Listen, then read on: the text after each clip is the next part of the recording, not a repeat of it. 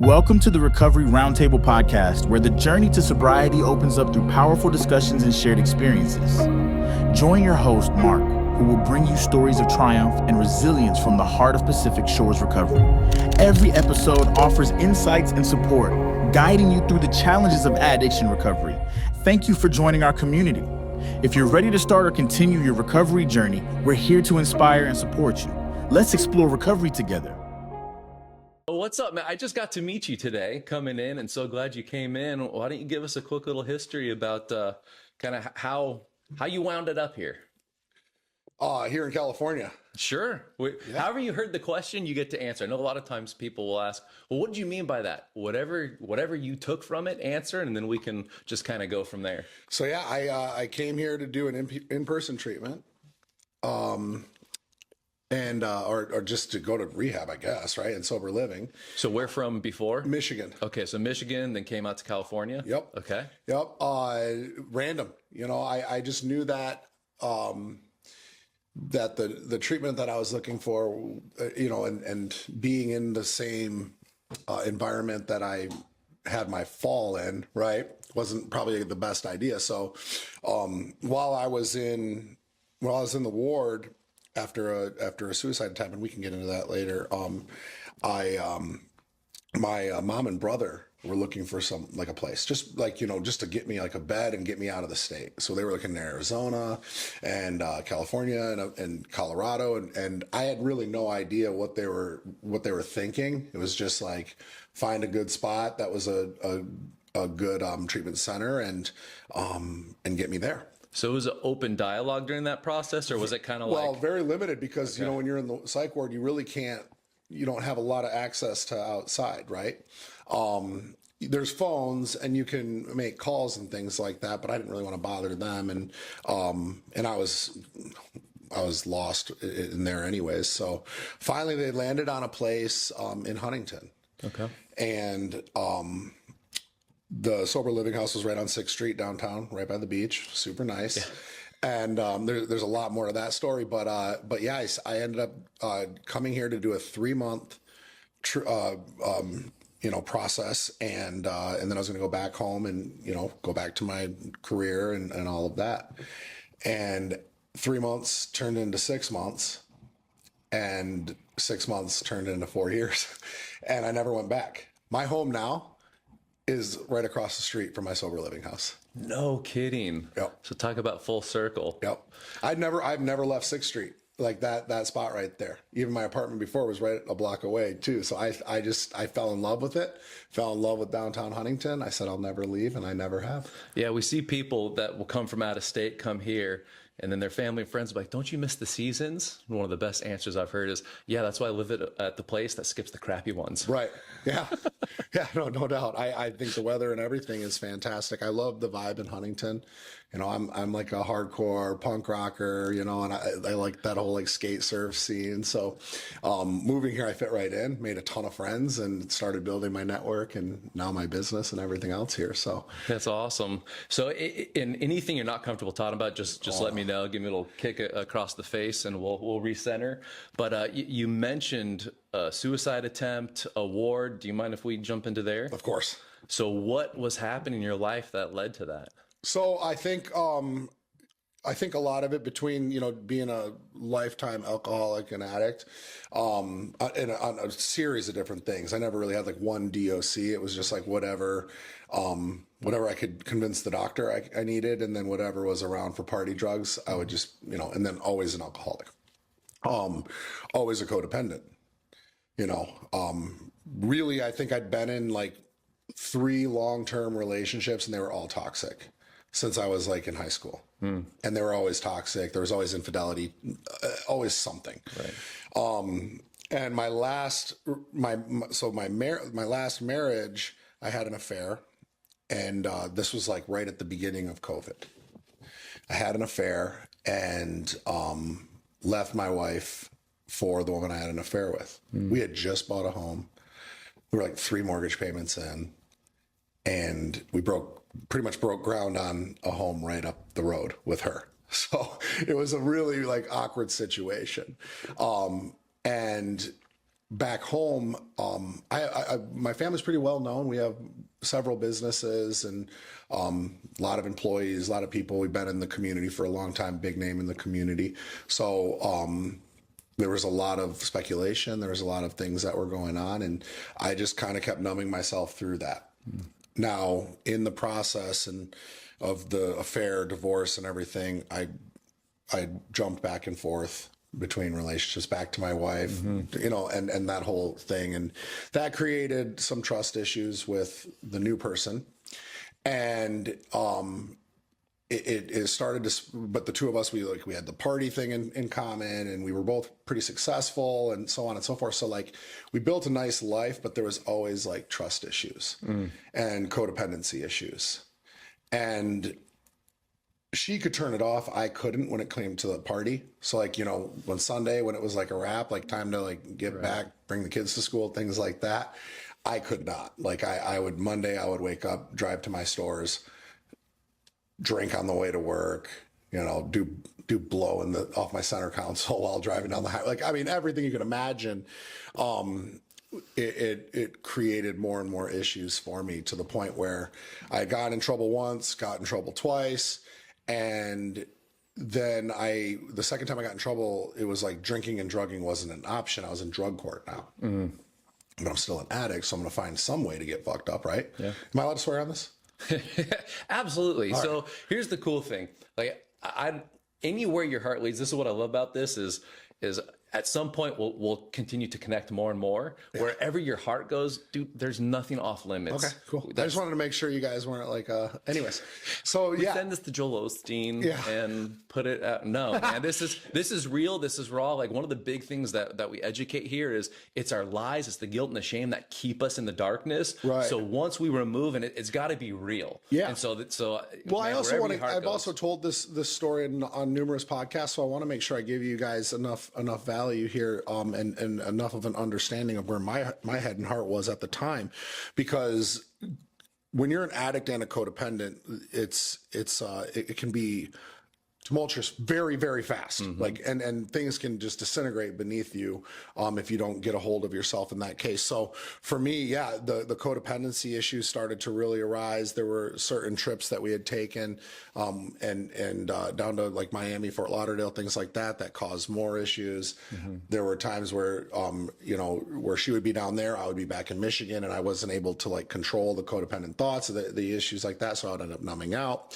I end up in drug court after 2 DUIs in a year, and then I found nitrous oxide. Okay. Right. Can't test for nitrous oxide, and although if you do it at the level that I was doing it at, it's probably the most expensive drug ever. But I had endless resources, so I just kept buying them. And we had made the decision to for me to get a separate place, because we never dated. I went literally from like my marriage to buying it was actually building a brand new house that was like still like brand new under construction still. And going into that house from my other house, like one relationship right into the other. So we figured we would take a step back. We got engaged at that point, and we were engaged. So we were going to stay engaged, and I was going to go to like move into a condo. And then we were going to like more date, but I would still take care of the home, still spend a lot of time at the home, but have 2 separate places while we figured out our codependency issues and things like that. My codependency issues. So I made the decision while in drug court and dealing with a heavy nitrous oxide addiction to get a condo in a high rise above a 5-story nightclub. That was a great plan. And she hated the idea. Everybody else hated the idea, but you couldn't tell me no. Yeah. So I found this place, and it was brand new. No one had ever lived in there before. And I moved in, and that became like a cell to me. Like I would go up there and isolate. And I found a guy that owned like a smoke shop that would deliver me like pallets of nitrous up to the place. And I would literally, like, you guys have seen Steve-O. I was probably just as bad, if not worse, with that night with nitrous oxide. Like it was so bad that it was causing me to completely lose my mind. My hands were frostbitten. Like at one point I had given myself blood clots in my lungs, like really bad situation, but I couldn't do anything else. So that's what I attached to. And there was one Monday in particular that after a long weekend of partying, I got to work. And so I was in the car business. Okay. So my showroom, it sat like right on a main road in West Michigan. And we had like a full service car wash that was connected to it right to the side of the showroom. So if you can picture the front of the showroom, and then you have the exit of the car wash. So every day when I would come in, especially when it was like snowing, rainy and things like that, I would run my truck through the car wash and then I'd back into my spot in front of the showroom. And everybody knew that. And then I'd come in, I'd always either be like fun and whatever, or I'd be pissed off and go straight to my office. But I always didn't know what to expect. I'd always make a scene and whatever. And it was typically a positive scene, but not always. So I pulled in, backed into my spot. And then I remember just being like, I'm just not feeling it today. So I took off. So I literally parked and everybody's in the showroom, like looking out the glass, and I just take off. And my partner at the time at the store called me, and I just let my phone ring. And he ended up calling my ex, now ex, and saying, "Hey, Justin just took off. He hasn't been back. You know what's going on?" She's calling me. My phone's ringing like crazy, and I just started to take up North Michigan. Don't know why. Just drove. Had a ton of nitrous. Actually, I chose to drink that day too. Not a good situation. And I just drove, and after a few hours, and I was way up north, like way up, like in the middle of nowhere. No reason to even be there. She had figured out my OnStar location from my truck. And there was an overpass, like lookout, like a scenic overlook that I was just posted up at, just kind of sitting there, listening to music, just gone. And evidently, and she's from up there, evidently that spot was very notorious for people killing themselves. And you didn't know that. I didn't know that. Something inside you just took drove. me there. And so she panicked and calls the police. Now there's a be on the lookout, suicidal person. So, and I know the roads up there. As a kid, I used to go up to northern Michigan all the time. So I know the roads. It's pretty much like all like dirt and like two-lane highways and stuff like that, but it's all like a grid. So I kind of came to, and I was like, I'm just going to go back. This is stupid. I'm going to drive back. So I was going to just take back roads and continue my little party in my truck and, get back and just explain myself and just say I was just having a day. So I was weaving through all the roads, going back, and not knowing that everything's going on. Like there's a bolo for me. There's all kinds of stuff. And I finally get to like the very last like road where it connects to the highway, and the highway is just a straight shot back to Grand Rapids, Michigan. And as I'm going down this 2-lane highway, I was behind a truck, and all of a sudden I see lights behind me, but I'm like, there's no way that's for me, and then I see a truck pull up next to me, like when they had enough time where there wasn't any oncoming traffic, and his window's down, and he's like, pull over, and his lights are on. And it was like a bunch of undercover vehicles too. So it was like very odd. I'd never seen anything like this. So I was like, is this really like for me? Because I wasn't like driving recklessly or anything. Right. I was actually probably driving really well. And so I'm like, well, okay, I'm just going to pull over. So I pull over, and they're serious. Like because whenever there's a be on the lookout for a suicidal person, a very common thing that happens, and I didn't know this until now, is a very common thing is suicide by cop, which is like they come out, they go out of their car, flash a gun, and then they get killed, and that's like the easy way to go. Yeah. So they take it really serious. So it's very intense whenever you get pulled over for a bolo. Very, very intense. And I don't know if anybody ever has had that happen to them before, but I assume that it's pretty standard protocol that it's like the SWAT coming to your door. And you had no intention at that time. No, I don't. I had been contemplating for the longest time and like thinking about it and stuff like that. Okay. But I'd never told anybody. It wasn't like a cry for help or like how you see people that aren't really suicidal. Suicide's a pretty intimate thing. Mm-hmm. So but again, if you would have asked me, then I would have been able to be like, no, man, what the fuck are you talking about? Like, that wasn't really I just was good at lying about it, you know what I mean, or hiding it or whatever. So I finally I come to and I'm like, fuck, well, I'm getting pulled over. Like, and they're yelling at me, screaming, and they're calling me by my first name. And I thought that was odd. So I cracked a whip it and took one, and then I got out of the car. Of course, you know, I'm not going to deal with this. I'm not going to deal with this normal. So, so I get out, and then it gets really calm. And they're like, hey, is everything okay? And I'm like, well, not anymore. It's not okay now. Like, what's going on? You guys got like the whole thing. By the way, they also ended up pulling out a helicopter too, which created a whole nother set of issues for me because they had to pull that out too. And whenever a rural town has to pull out their chopper, now you're a danger to society and things like that. So it was a whole thing. I get out. It gets really calm. Like, is everything okay? I'm like, yeah, I'm just headed back to Grand Rapids. Just had a morning, needed to take a drive. I'm like, okay, no problem. Like, we just need to run your license, stuff like that, and then we'll send you on your way. I'm like, all right, cool. Like, they don't know what's in my truck. They don't know what's going on.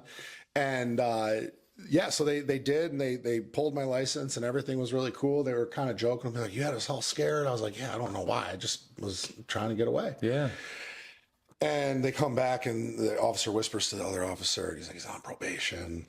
And he's like, I'm like, fuck. And he's like, yeah, we don't want to do this, but we got to have you blow on a breathalyzer. And I'm like, all right. So I actually didn't blow that high, but it was still being on just probation, zero tolerance. So I go to jail. I did, you know, and it was a whole thing. And then the judge, and then the helicopter and the bolo and all of that, it created a whole nother mess for me. So then now I'm dealing with that, drug court, everything else that was going on, plus losing the person that I just blew up my other life to be with. And that's when it was just like, you know, enough is enough. And I had to go up there several months later to serve some time for not for the actual bolo, but for the probation violation. Okay. And when I got out, my brother had picked me up, and as I was getting discharged before he got there, I passed out and hit my head, pissed myself, woke up in an ambulance in a podunk hospital in northern Michigan. And they didn't have like the resources to like see what was wrong with me, to run the right tests. They pumped me full of fluids, had me chill there for a little bit, fed me a couple meals, and then my brother showed up at the hospital to get me. And I was like, okay, so now I'm passing out randomly, pissing myself. Like, what's really going on here? And I kind of gave up at that point. It was kind of one of those moments where it was like, I was just done. I was, you know, the whole ride back was like a 2.5, 3 hour drive back. And I was like, just the whole time back, I was like, yeah, this is going to be the night. My plan was just to like numb myself out as hard as I can and just end it, blow my brains out.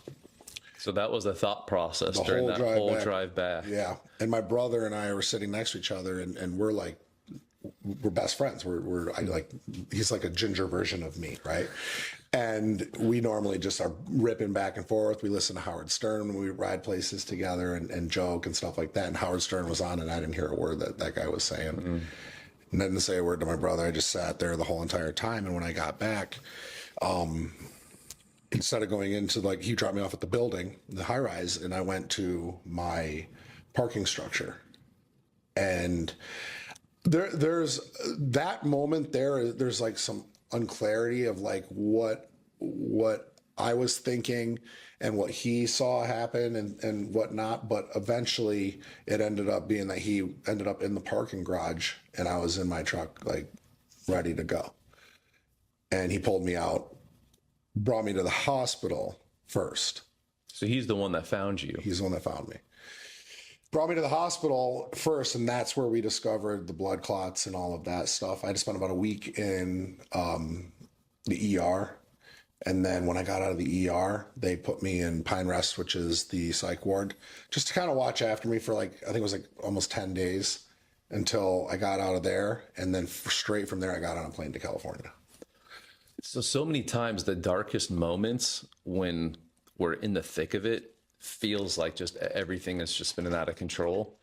And almost every single person I speak to says that was the moment. It was like a gift.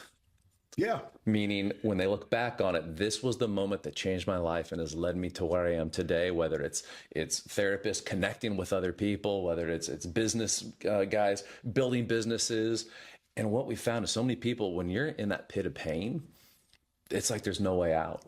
So what started the change in that moment that led you to this place of surrender, as opposed to just trying to control everything and say like, I'm done? So this is interesting. So I had a little bit of AA from having to take a court card in. That was about it. For the signatures? Yeah, that was about it. But I had a little bit like that. That started that was, several times being on probation and stuff. That was something that I picked up quite a bit from AA. But every time I went in with a shit attitude. Every time I went in, it was like, how quickly can I get this card?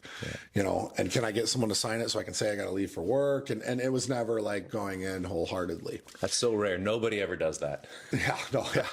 Yeah, if you're forced to go, I would tell anybody, yeah, I get it. There were two people in my life that stand out. Okay. There's a guy named Marty originally and a guy named Ryan. And I'm going to go back a long ways for this. Okay. So when I was a kid, my mom and dad moved my brother and I to Portland, Maine. And that was like, my dad was going there to buy his first company, his first car dealership. And we didn't really have the means to even buy it, but he was going to make it work and figure it out. And so we drove out there. He bought his first store. This is in the 90s, and met this guy named Marty. And Marty was a hairstylist, and he was a pageant coach for like pageant queens. And his wife was Miss Maine. Heather was her name at the time. They're not married any longer. But anyways, the dude was fucking awesome. Like the coolest guy you've ever met. And he was like thick Boston accent. I have a whole chapter in my book coming out called Marty. And when my dad, my life was really crazy as a kid. Like we ended up achieving a lot of success, like very, very fast from like zero, from like being very broke. And in that time, my mom and dad started traveling for General Motors events and things like that. And Marty and Heather would stay with us.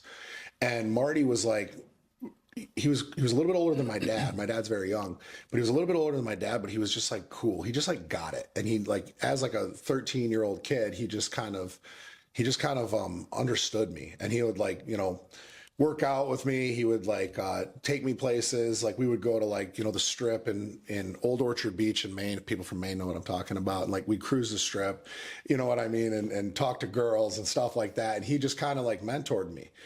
And then when my parents were back, him and Heather would go out to Avalon nightclub and do all of this stuff. So I knew that he was out partying with my parents and stuff like that. And then when my parents were gone, he hung out with me, and it was like a really cool mentor situation.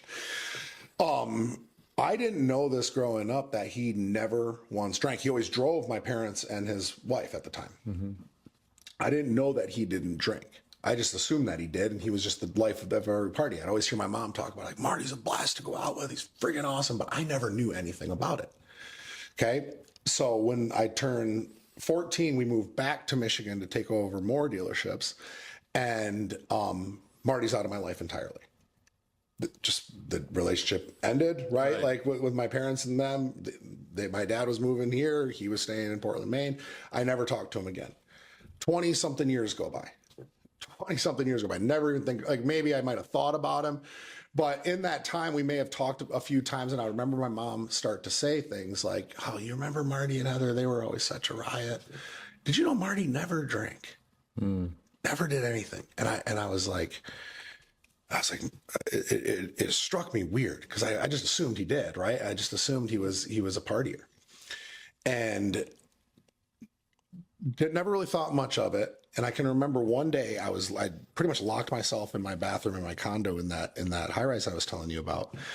And I was just, I could not stop. Like it was like cocaine, whippets. Like I just was locked in my bathroom.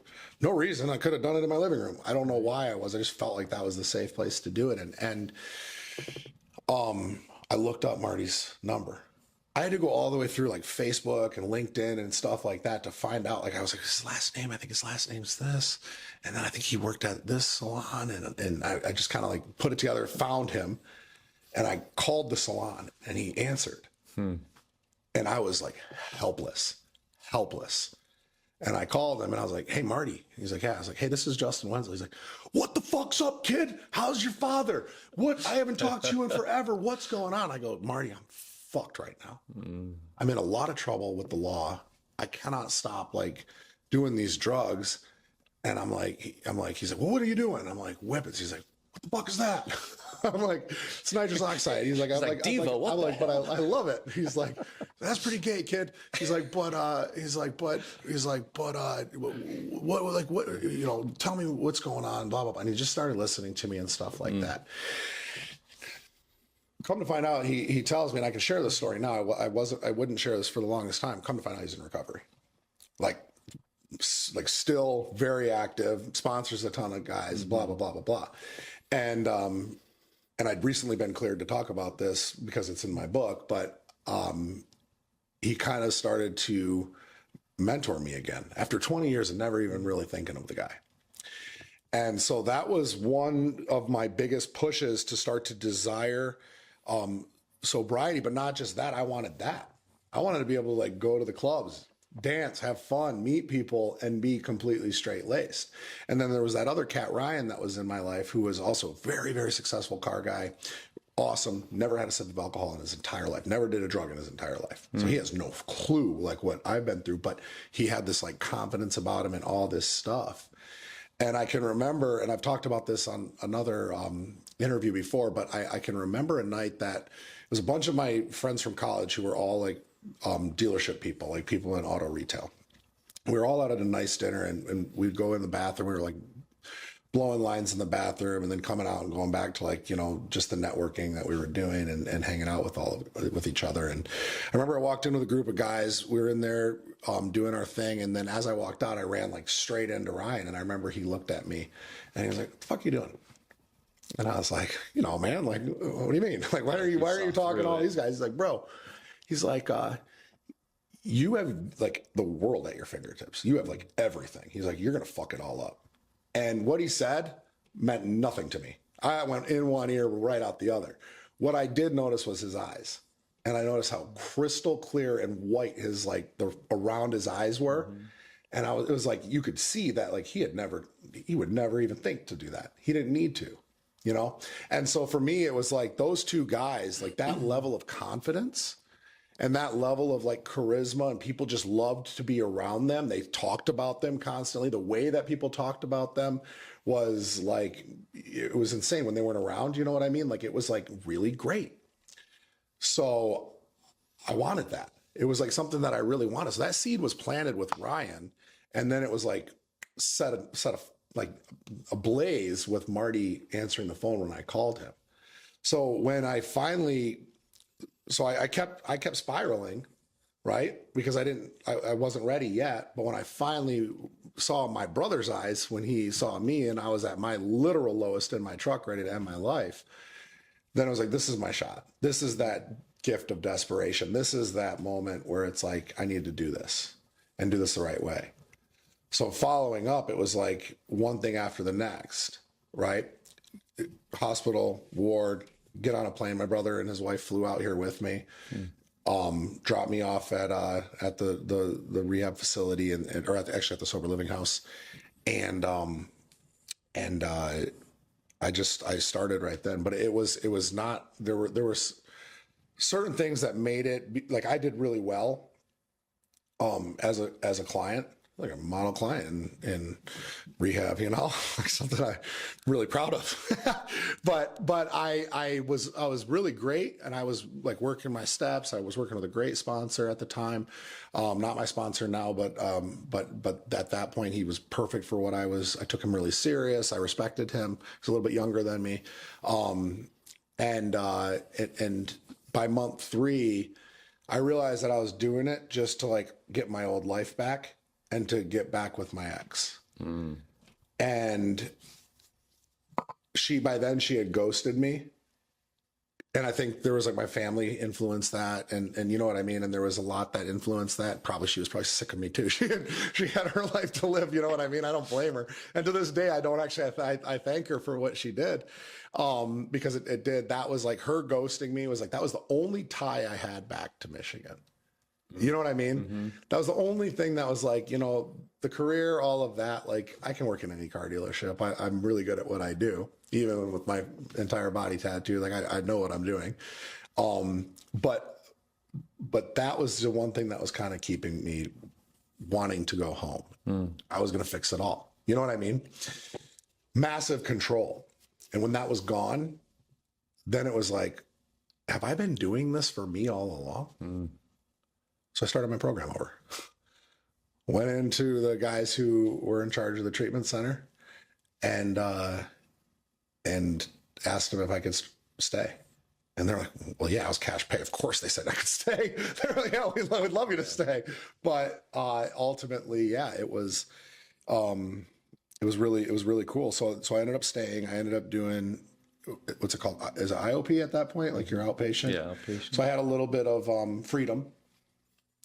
And that's when I kind of started to explore like confidence in sobriety.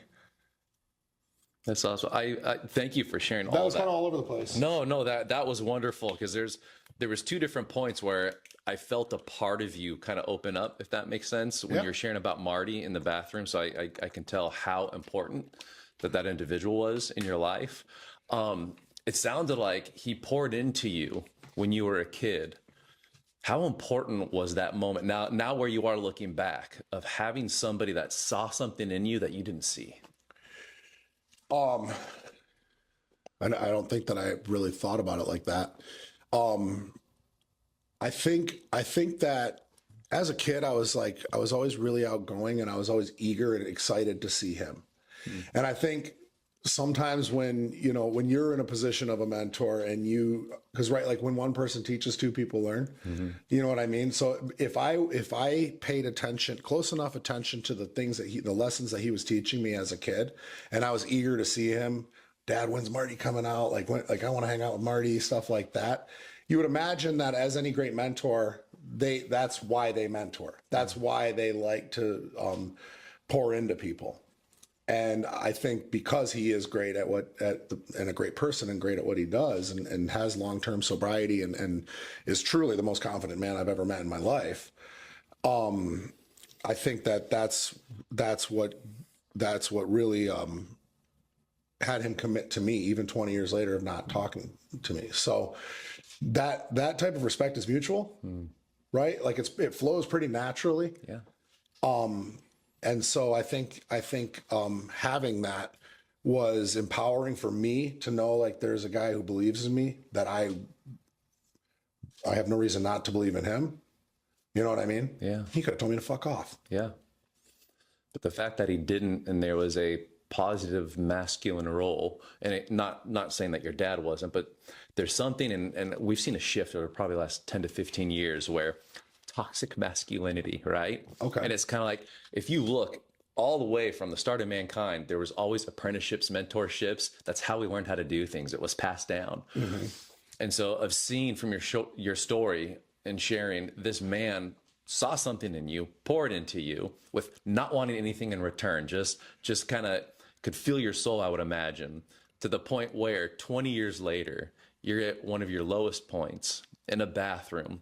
And that is the thought, the tap, whatever you want to call it, that you reached out to. The reason why I bring this up and want to dive into it is because so many times it just takes one person to see something in someone else that they don't see in themselves that plants a seed, a 20-year seed.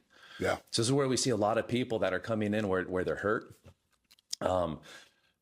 They're struggling. We've all got our stories, and there's always multiple views to a story. There's a positive side and negative side.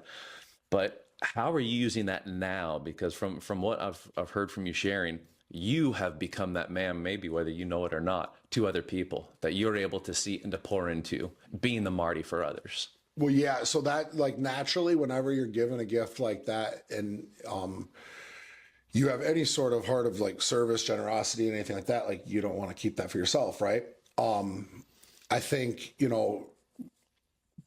growing up, so going back to that, when one person teaches, two people learn, like growing up in an industry like I grew up in, there was a lot of training people how to sell, do finance, things like that. And when you have like a green pea, that has no bad. They say bad habits, but really, what I texted you earlier, that's not that they don't have bad habits. They don't have any cynicism, right? And it's something that like you can like teach. Like when somebody's learning new things, that energy, it creates a different type of power in you, right? And when I started sponsoring guys, that was a big part of like wanting to dive into passing off this level of confidence, this level of charisma and understanding of things that I understood more. Obviously there's a business aspect to being a mentor and things like that, which is important. And I think very important. We can talk about that later on, but, it was something that I felt like I owed to, you have to pass it along, but it's also so self-serving too. Whether you're getting compensated for it or not, just being able to help somebody grow is huge. Yeah, we call it healthy selfish here. If I can take care of myself for you and you take care of yourself for me, this is how we continue to expand our network, our relationships, knowing that it's just like, I want to be around people that are winning because it's fun being around people that actually believe in what they do so much that they would do it regardless of whether there's people around or not. Right. Right. Yeah, I like that.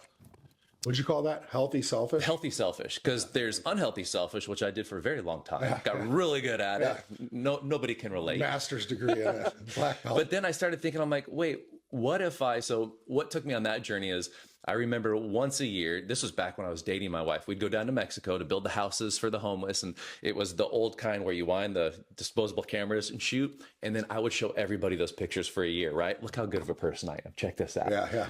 And so I started looking at that and going, well, I really did feel good doing that. But what is the underlying ego part that is wanting to be recognized and to scream it from the public? And so that was where started developing this. I feel best when I'm doing stuff for other people. How do I make a life out of that? And then how do I basically recognize the ego so I don't have to shout it and just do it as who I am, whether there's people there or not? And so turned a 1 week out of a year into an entire lifetime of just going, God, how can you use me today? Like, please use me as a conduit. Help me get out of the way because I get in the way all the time. And then that's where healthy selfish starts coming up. Kind of like, well, I got to take care of me. So I'm out there to take care of others. Does that make sense? No, 100%. Yeah, absolutely. And I don't think that there's any shame in marketing your service. No. Right? How can you help more people if more people don't know that you can help them? Yeah. There's Randy, a guy named Randy that I've worked with, taught me about a Hindu concept called seva. Do you know that concept? So it's basically like, I receive more so I can give more. And it's really true. Obviously, reaping what you sow and whatever. But I mean, that to me was a big part of it, and it's worked out that way.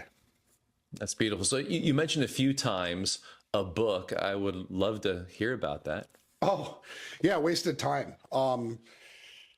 So basically a little bit about my story, but about like that desire for true confidence, truly thriving in sobriety, and just kind of what my experience has been, discovering what you really enjoy, getting rid of FOMO.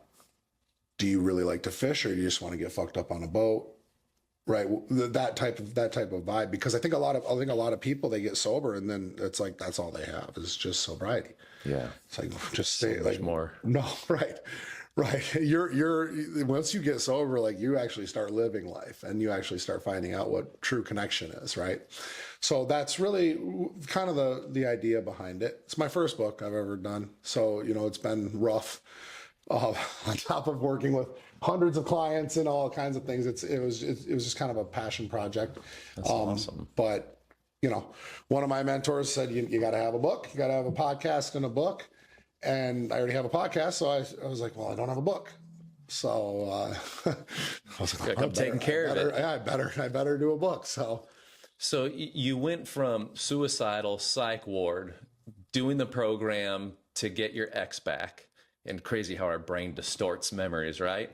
And then you have an aha moment from, if I understand correctly, where you said, I'm going to do this for me. Can I stay? And then did that start opening up your world to complete different things? Yeah, I don't know that it was an aha moment. I think that I think I kind of saw it and maybe in a way kind of pushed it in that direction too. You know what I mean? At first it's like love bombing and writing letters home and all of that. And then you start to get stood up a few times and you start to realize like, man, you know, and then you start to go in your head about all kinds of crazy things and the codependency starts to lash out. And then you're like, well, hold on a second. I'm just sober now. I'm not fixed. Right.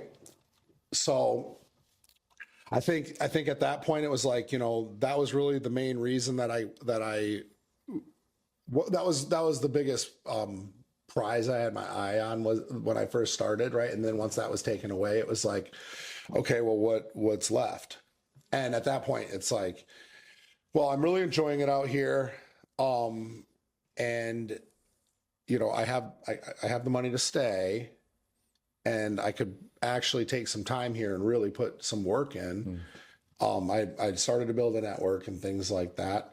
And then within like, after I made that decision, within like a month, I met a friend who's now my wife, right? But we took it slow, but and again, she met me while I had a curfew, right? Like, and it was like, she's a normie. And was like the complete opposite of me. So after like, you know, a few weeks of my extension, we'll call it, I started going out. I had freedom. I was IOP, so I was able to do certain things, you know, and I started hanging out with a couple guys that lived within a block of me that went to the same gym, and they were normies, great guys, successful dudes. And we started going to like brunch on Sunday and things like that. And you know what I mean? Going to like, doing things that I would normally do, just not drinking. And they drank a little bit, but I didn't need it. You know what I mean? I'd started to kind of like live like Marty in a way, right? So one day I was at, of all places, the Bungalow in Huntington. And we had a little table set up and we had, you know, and all of a sudden, my wife's name's Lizzie. She walked in and came right to our table and was like old friends with these guys. And I had, you know, I mean, she was beautiful, but I was like, you know, I'm not really looking for anything, you know. And we just started chatting like at the table, and I was just like being completely open, like, you know, I'm actually in rehab. Yeah. And like joking about it, you know what I mean? Like, yeah, after this, I got to go back and piss in a cup, right? Like, totally cool. Like, I didn't give a shit, right? And for whatever reason, you know, sober, sexy. And she really liked that. And so we kind of started hanging out, talking, and then I started getting more freedom. You know, at that point, you know, it was, you know, I was doing really well. And keep in mind though, I'm still planning on coming back to Michigan. You know, I was just extending my stay. So, you know, a month or two go by and we're spending more and more time hanging out and stuff like that, but we kept it really casual. She lived in Anaheim, you know, I was in sober living, you know, so it was just what it was. And then, I wasn't trying to like oversell myself to her because I was headed back to Michigan. And, one night every night I would go for a walk before I had to like check in. And I went down to the pier. I'd do the same exact path every single night for the whole 6 months I was there. Listened to pretty much probably the same Turnstile album the whole entire time too. And I was at the end of the pier and I was kind of looking back at the city and I was like, I'm just going to stay. And I remember it was like, that was an aha moment.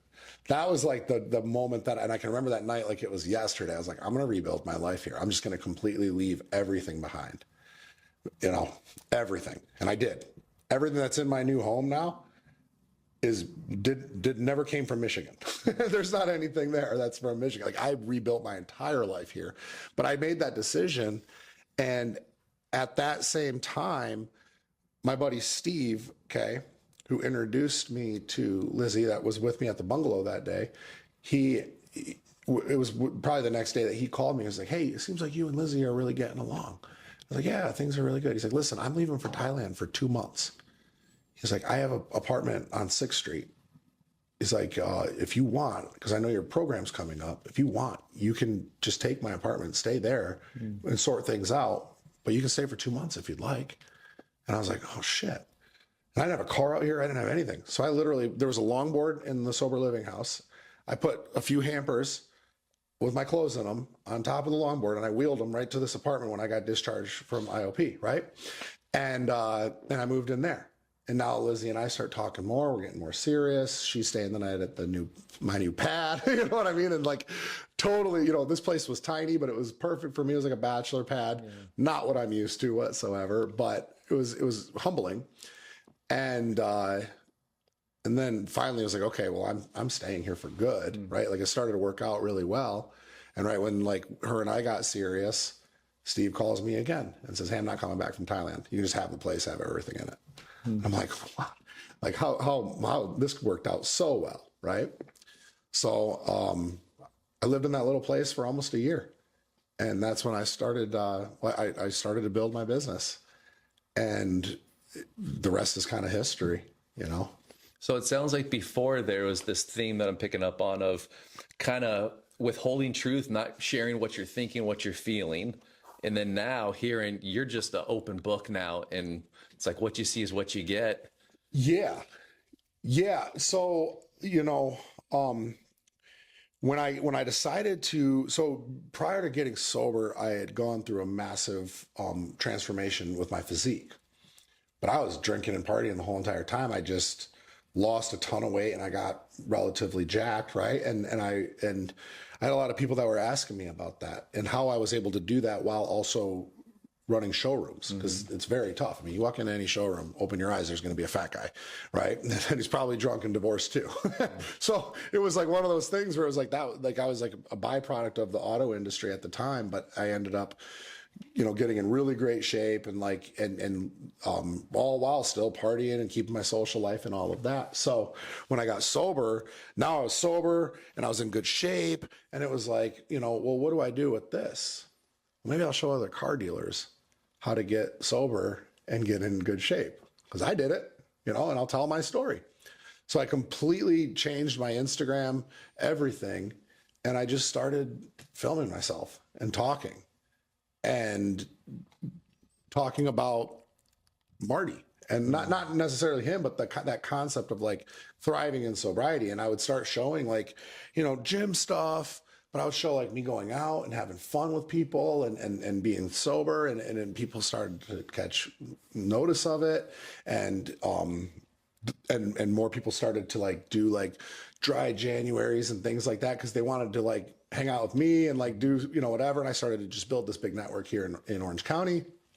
And then I started a fitness program, and I was directing it towards people in the auto industry, very specific to like upper management and dealers.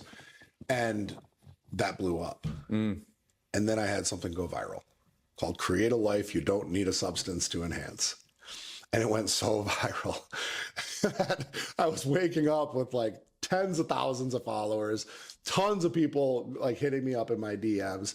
Before you know it, a guy reaches out to me and asks me to film a movie with him. He needed a guy to replace Dave Bautista, that they couldn't afford him. So they were like, how tall are you? And I was like, 6'5". He's like, yeah, you'll do. And he's like, you ever acted before? Nope. Like, all right, cool. Well, we're going to figure it out. So I ended up flying out to Boston, spending like a month out in Boston filming this movie, and coming back to Burbank, filming, and just things started going crazy for me for like the next 6 months of like just building this like clientele and everything. That I went all in. I dumped pretty much all of my savings into it, and just really, really pushed hard on coaching, fitness, mindset, nutrition, and sobriety for like the next year. Did really well. Did really well. And so you were able to heal yourself, and then going back to the healthy selfish, you saw this unmet need and just wanted to start serving people. Yeah. Yeah. And again, like the selfish part is like, build your own brand, build a network, build a following, entertain people, stuff like that. Like, of course, it's great. Wake up, go to work, and be yourself all day. Like, how cool is that, right? So there was like obviously a little bit of vanity. No more masks. I can just be me. This is great. Yeah, right. Like I don't have to sit in a showroom all day and whatever. And so it was just really natural how it all happened. Not forced whatsoever. Never ran an ad until I did. And never really had to do much to like really build trust with people. I kind of had a pretty good reputation with the people that were in the auto industry, because as much of a fuck up as I was pretty liked in the auto industry, and people respected myself, my family, the people that were involved in that part of my life. So it was pretty natural how it happened. A lot of my friends from college went to take on car dealerships, put on 70 pounds, drank every night, So it was like really built in. That was the house and the white picket fence and the 2 kids version of Michigan. So what's something about you that maybe people don't know, but you kind of wish they did? Something about me. That's a good question.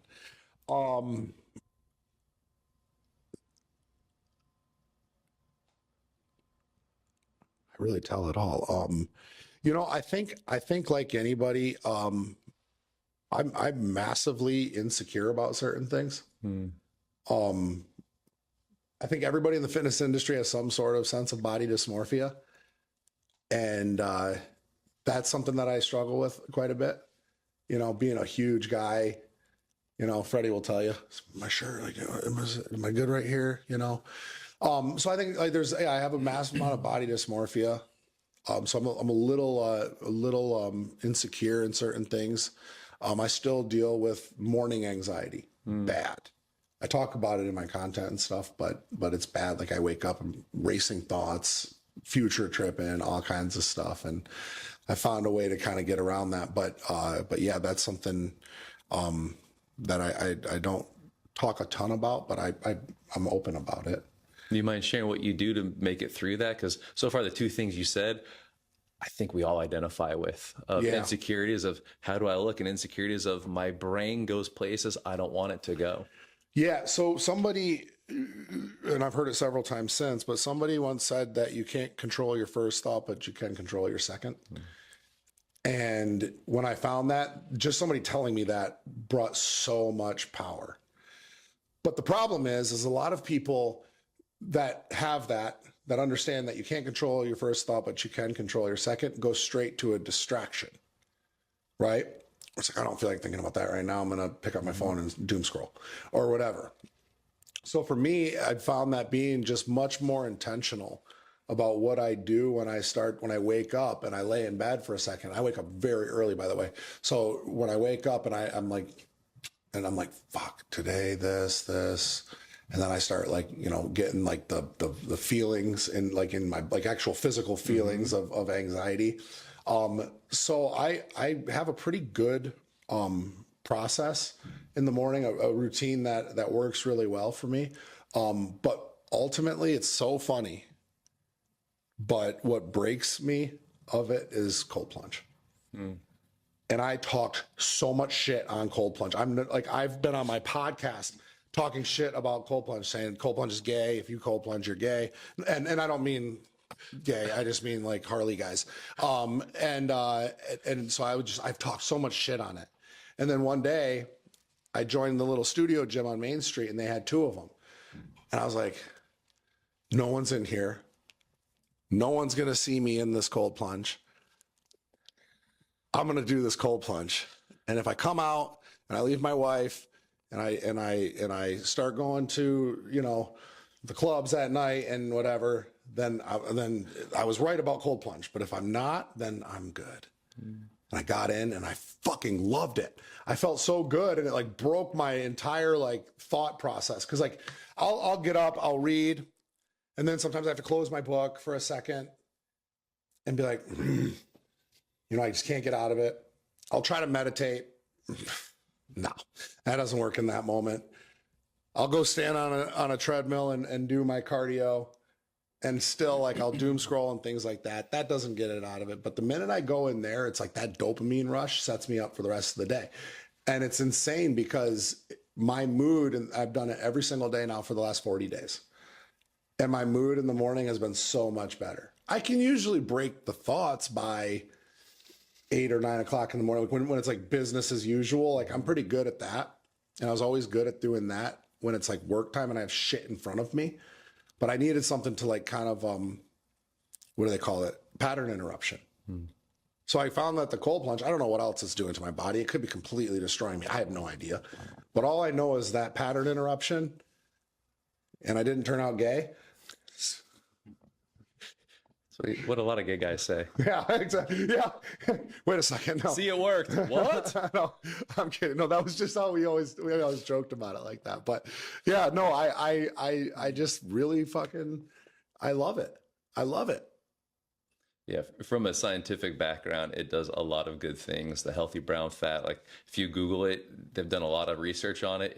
It does a lot. But I don't think I want to know. Receptors. Okay. You know what I mean? Yeah. Because now all of a sudden, then I'm like, you gotta have Black Rifle coffee, bro, and like you gotta eat like venison all the time, and like I'm not that guy. I thought you were cold plunging in the Black Rifle coffee. Right? Yeah, exactly. Like I'm not the guy that like wants to do things because other people do it. Right. You know what I mean? I do. I do.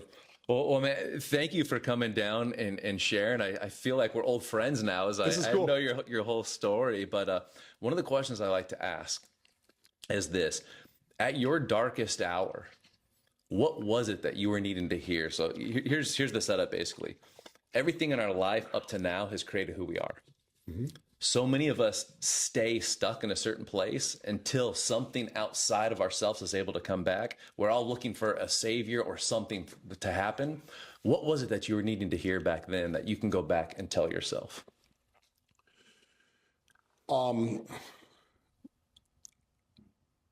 So the last conversation I had before,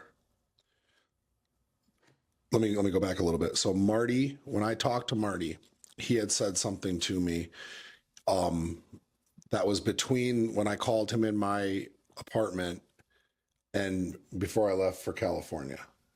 And I asked him if he would essentially sponsor me. I didn't really know that that was the way that it was going. And he said,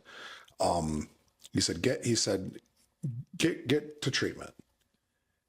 And when I got on the airplane, I texted him, hey, I'm on my way to California. And what he said to me was, let's find freedom together. And that was like, for me, it was like, that was it. And now every guy that I've ever sponsored, I always say that too. Let's find freedom together. And that completely set me up. Well, thank you for coming in. We try to keep it around an hour for people. So this might be round one of many, but yeah. Man, I've loved getting to hear your story, hearing from slinging cars back in the day to now we'll call it slinging hope, which is beautiful. That freedom, man, you shared that and I felt that penetrate my chest. So thank you. Oh yeah, for sure. I appreciate you. Yeah, awesome. This was great. If you are wanting more real-time secrets and tips on recovery and sobriety, follow me at Pacific Shores Recovery on Instagram. So that way you can get real-time updates of what's working, what the best type of habits are for long-term recovery and creating a fulfilling life.